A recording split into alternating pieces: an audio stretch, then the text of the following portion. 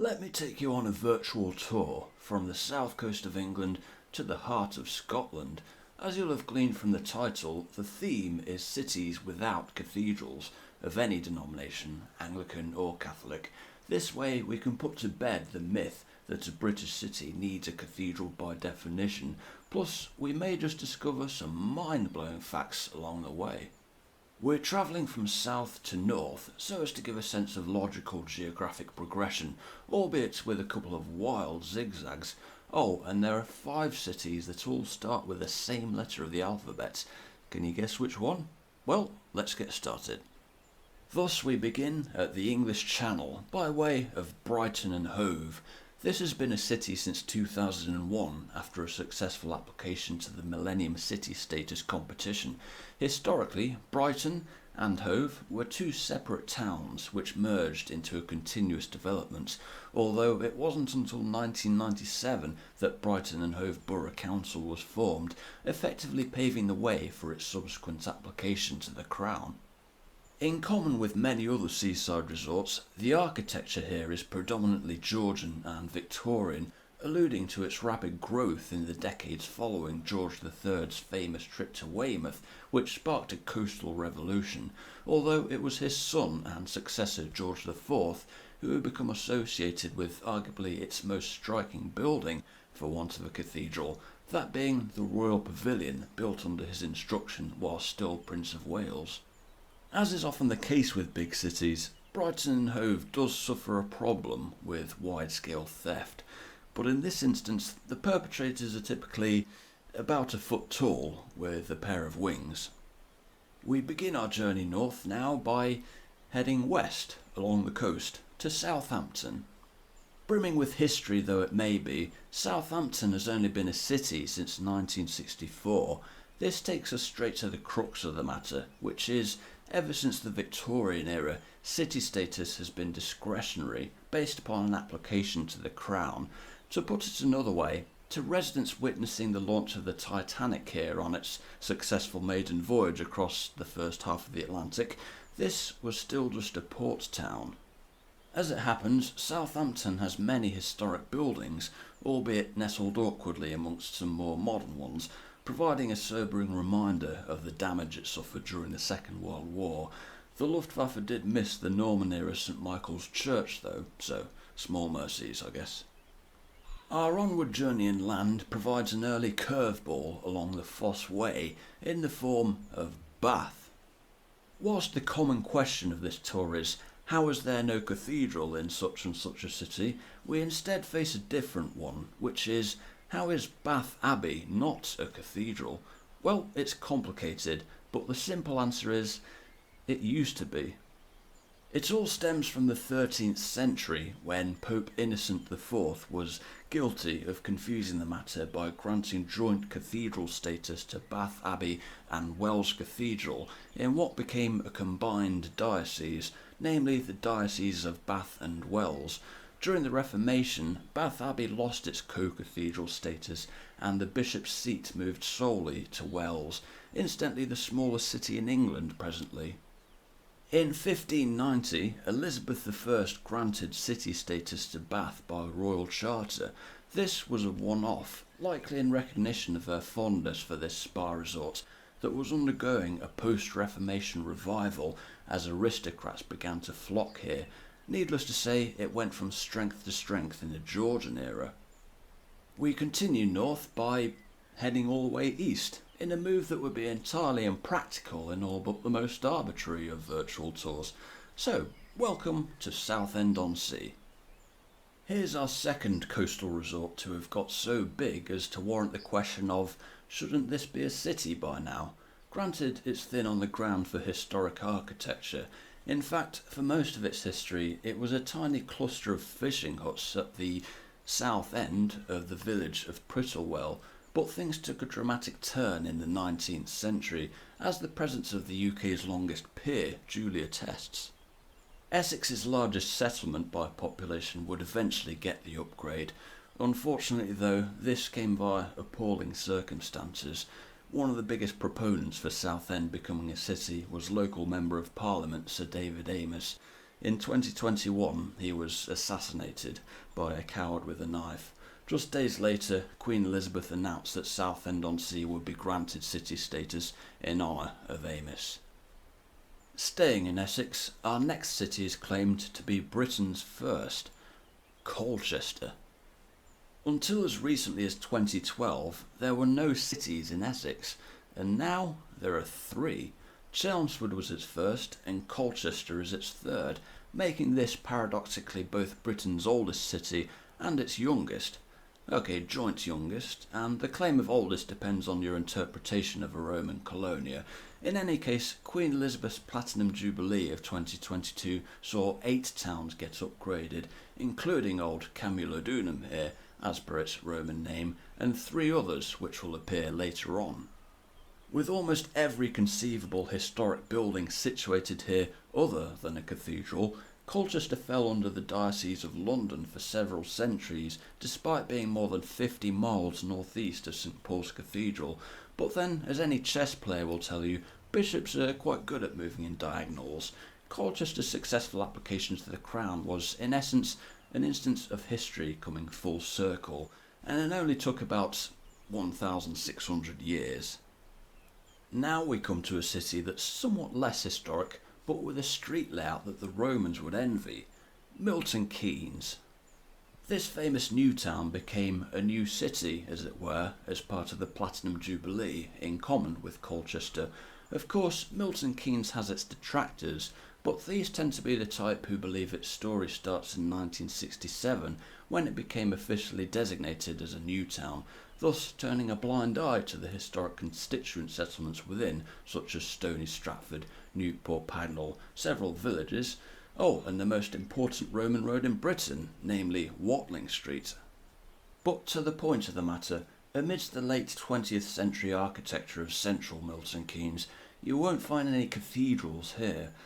Actually, no, I tell a lie. There is one, but it's made out of trees. Based on the floor plan of Norwich Cathedral, this arboretum was planted in 1986, back in the days when Christa Berg was crooning his way to number 1, but that's by the way, since there's no bishop's seat here, made from a tree stump or otherwise. Here comes another curveball, in the form of a historic city with a certain something missing: Cambridge. Well, I say historic, but would you believe that Cambridge wasn't actually a city until 1951? The university is of course medieval, having been founded after 2 Oxford students were lynched. Yep, you heard right. One of its colleges was founded by Henry VIII, namely Trinity College, and yet it was Henry's ruling that an English settlement is a city if and only if there's a cathedral that excluded Cambridge from said status all the way until the early 1950s, when George VI granted the upgrade. So with around 50 churches in Cambridge, or closer to 100 if you count college chapels, it's all the more incredible to think that no cathedral has ever existed here, and further to that, for all its academic significance, it's had to answer ecclesiastically to the bishops of the tiny city of Ely ever since the 12th century. Now for a change of scenery, as we wander over to Wolverhampton. In the aftermath of the Industrial Revolution, several manufacturing towns of the Midlands and the North were upgraded to cities by Queen Victoria. Wolverhampton was not one of them, but then it didn't apply until much later.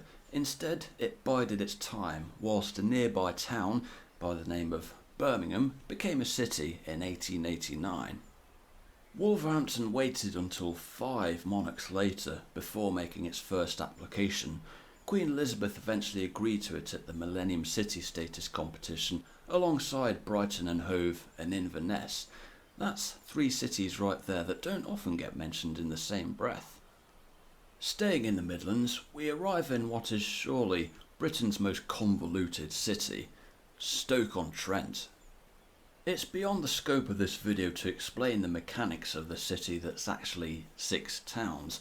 Heck, it takes long enough just to name the 6 constituent towns of Tunstall, Burslem, Hanley, Fenton, Longton and Stoke-upon-Trent, but the short version is this: they all manufactured pottery on a combined global scale, and in 1910 they were merged into a single borough, Then, in 1925, George V made said borough a city.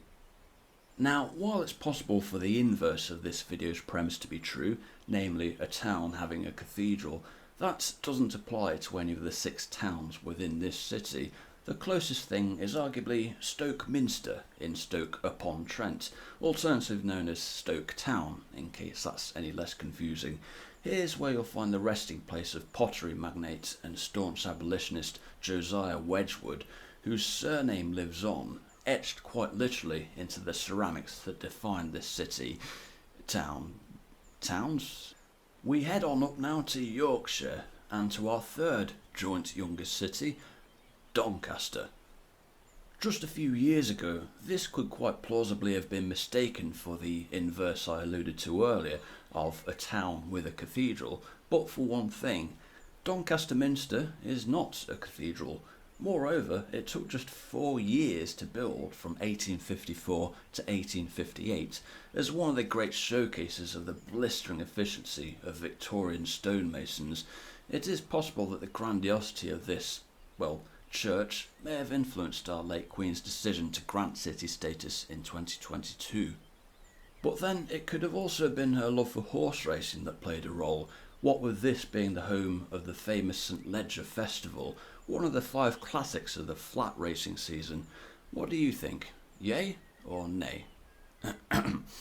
Staying in the land of the White Rose, this time by way of Humberside, we come to Kingston upon Hull.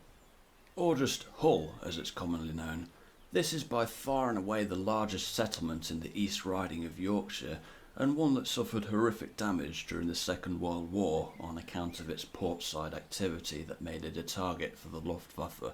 One building the Germans missed, though, is Holy Trinity Church, making this the Yorkshire equivalent of St Paul's Cathedral, if you will, minus the part about it being a cathedral, of course, although it was renamed in 2017 to the honorific title of Hull Minster. City status was granted by Queen Victoria in 1897 as part of the Diamond Jubilee. As for the British Empire, slavery played no role during Victoria's reign, thanks in large part to Hull's own William Wilberforce, an acquaintance of Josiah Wedgwood as it happens. File that one under things they never taught you in school for some reason. Making our way into northeast England, we reach the River Wear and the home of the Mackhams, Sunderland. When nearby Newcastle upon Tyne gained a monopoly on the coal exporting trade by a royal act in 1530, Sunderland felt royally snubbed, as it were. However, that monopoly was broken during the Civil War the following century, and the two have been best friends ever since. But it's shipbuilding rather than coal that was historically the main industrial focus here at the mouth of the River Wear, helping Sunderland to gain a sizable population. Nevertheless, it did have to sit and watch Newcastle become a city in 1882, whereas Sunderland's own upgrade didn't come until 1992, back when Right Said Fred were topping the charts, and once again an honorifically titled church, this time by the name of, you guessed it, Sunderland Minster, provides the next best thing to a cathedral. And so we cross north of the border, and in fact north of the Forth, to Dunfermline. This is the last of the quartet of 2022 Platinum Jubilee cities to appear. There were 4 more towns upgraded at the time, but Wrexham already has a cathedral, and the other 3 aren't technically part of Great Britain, those being Bangor, Northern Ireland, Douglas, Isle of Man, and Stanley, way down in the Falklands. Of course, there's no Church of England in Scotland, per se. Its equivalent body is the Scottish Episcopal Church, but in Dunfermline there's no cathedral of Episcopal or Roman Catholic denomination. There is Dunfermline Abbey, though, which is of immense historic importance, what with 7 Scottish kings having been laid to rest here. Further to that, Charles I was born in the adjacent palace, making him the last Scottish-born king, but the abbey is part of the Church of Scotland, which is a separate body that operates without bishops, and so it follows without cathedrals, strictly speaking. Also hailing from here is a man whose name you may recognise from thousands of libraries around the world, as well as a certain hall in New York. Andrew Carnegie. Finally, the northernmost cathedral-less city in Britain is Stirling. This royal borough, in the historic sense, became the smallest of Scotland's 8 cities, but one with plenty of history at that. This is, after all, where William Wallace's forces defeated the English in 1297, as any Scot will be keen to point out, and a couple of miles north of Bannockburn, where Robert the Bruce bested the English in 1314, as any Scot will be keen to point out. Well, you get the picture. City status came in 2002. What Stirling lacks in cathedrals, it more than makes up for in other historic buildings, the pinnacle of which, in more ways than one, is Stirling Castle, originating from the 12th century but largely rebuilt during the Tudor era, or technically the Stuart era in strictly Scottish terms. This hilltop fortress provides a suitably grand finale to our tour, which has covered a distance of roughly 500 miles. Someone should write a song about that. Thanks for watching and have a great day.